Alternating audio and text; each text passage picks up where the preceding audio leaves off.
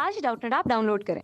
Doubtnut पर अपने सभी गणित, रसायन विज्ञान, भौतिक विज्ञान और जीव विज्ञान के डाउट्स का करो सफाया। बस प्रश्न की फोटो खींचो, एक ही प्रश्न को क्रॉप करो और तुरंत वीडियो सोल्यूशन पाओ। अभी डाउनलोड करें। इस क्वेश्चन में हमें गिवन है संलग्न चित्र में प्रदर्शित मुड़े तार में I एम्पियर धारा है। केंद्र O पर चुंबकीय क्षेत्र का मान व दिशा ज्ञात करनी है। केंद्र O पर हमारे पास चुंबकीय क्षेत्र की दिशा और उसका मान ज्ञात करना है। तो जैसा कि हम देख पा रहे हैं इसमें हमारे पास एक लूप ये है, एक लूप, ठीक, एक लूप ये है और इसका जो केंद्र पे एंगल बन रहा है अल्फा है। दूसरा लूप क्या है, इसमें एक ये है और उस पर जो केंद्र पे एंगल बन रहा है अल्फा है, उसका त्रिज्या क्या है, R1 है, एक की त्रिज्या R2 है। तो यहाँ से अगर हम देखेंगे R1 के लिए हम बात करें, अगर R1 के लिए त्रिज्या, अगर R1 के लिए बात करें, अगर इस तरह का कोई अगर लूप होता है, इस तरह का कोई भी अगर लूप होता है उसमें I धारा बहती है, अगर उसके केंद्र पर थीटा एंगल बनाता है तो उस केंद्र पर चुंबकीय क्षेत्र इस I धारा बहने की वजह से क्या होता है, उसका formula μ0/4 theta I upon R। ठीक, अभी थीटा क्या होता है, हमारा जो ये लूप है एक केंद्र पर जो एंगल बनाता है, कोण बनाता है, वही थीटा होता है। तो अगर हम R1 की बात करें तो R1 हमारा कुछ इसी तरह है। R1 ये हमारा जो त्रिज्या है, इस केस में R1 दे दिया है हमें और जो उसमें धारा बह रही है उसकी वैल्यू क्या है, RI की। तो यहाँ से अगर हम देखेंगे B1 की बात करेंगे तो ये क्या आ जाएगा, μ0/4 पाई, इनके बीच में एंगल क्या दिया, alpha, alpha I upon R, ये हमारा हो जाएगा B1 की वैल्यू। अगर इसकी दिशा देखेंगे तो क्या होगी, इसकी दिशा बाहर की तरफ आएगी, ये दिशा इसकी क्या होगी, बाहर की तरफ आएगी। बाहर की तरफ कैसे आएगी, क्यों, हम फ्लेमिंग के दाएं हाथ का नियम लगाएंगे।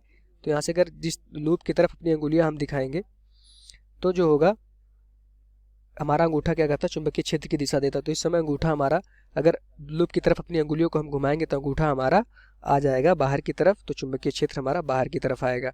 अब इस केस में हम देख पा रहे हैं धारा हमारी इधर की तरफ थी तो चुंबकीय क्षेत्र बाहर की तरफ आ गया। अब हम B2 की बात करते हैं। B2 रेडियस क्या है, उसकी R2 है, उसकी उस B2 के लिए अगर हम देखेंगे O पॉइंट पर अगर हम चुंबकीय क्षेत्र लिखेंगे तो उसकी वैल्यू भी क्या हो जाएगी, μ0/4 पाई अल्फा, ये R1 है तो त्रिज्या यहाँ R1 हो जाएगी, अल्फा अगेन थीटा की वैल्यू क्या हो जाएगी, इस केस में अल्फा हो जाएगी, जो कोण बन रहा है। करंट इसमें क्या जा रही है, करंट वही I बह रही है अपॉन उनके बीच में जो डिस्टेंस है वो क्या हो जाएगा, R2। अब इसके वजह से अगर हम देखेंगे तो चुंबकीय क्षेत्र की दिशा क्या हो जाएगी, अंदर की तरफ आ जाएगी, ये होगा अंदर की तरफ। अंदर की तरफ क्यों होगा, क्योंकि अगर हम लूप की दिशा में या धारा की दिशा पे अपनी अंगुलियां हम घुमाएंगे तो जो हमारा अंगूठा होगा वो अंदर की तरफ आएगा, इस तल के लंबवत अंदर की तरफ।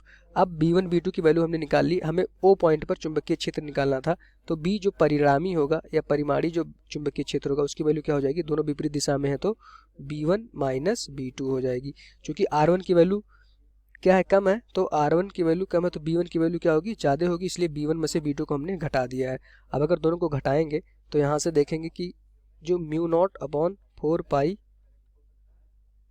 Alpha I upon R1 minus B2 की वैल्यू क्या है, μ0/4 pi alpha I upon R2। अब यहाँ से हम देख रहे हैं दोनों में क्या क्या कॉमन है, μ0/4 पाई अल्फा I कॉमन है तो यहाँ से बाहर निकालेंगे, μ0/4 पाई अल्फा I कॉमन है, बाहर निकालेंगे, यहाँ से जो वैल्यू आएगी 1 कॉमन ले लेंगे तो यहाँ से क्या बचेगा, 1/R1 माइनस 1/R2, ये हमारी वैल्यू बचेगी।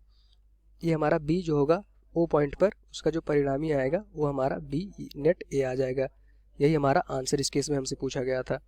अब हमने क्या किया, हमें ये फॉर्मूला इस क्वेश्चन में हमेशा याद रखना चाहिए कि अगर कोई भी लूप है तो अगर उसमें I धारा बह रही है, वो थीटा है, उसके सेंटर पे अगर हमसे चुंबकीय क्षेत्र की वैल्यू पूछी जाती है उस लूप के, तो जो उसकी वैल्यू होती है μ0/4 पाई थीटा I अपॉन R। ये थीटा हमेशा बहुत इंपॉर्टेंट रहता है, थीटा I अपॉन R होता है। थीटा इस केस में, अब पहले लूप में अगर R1 की बात करें तो यहाँ थीटा की वैल्यू क्या है, अल्फा, और उसका जो R1 है, R1 हमने रख दिया थीटा।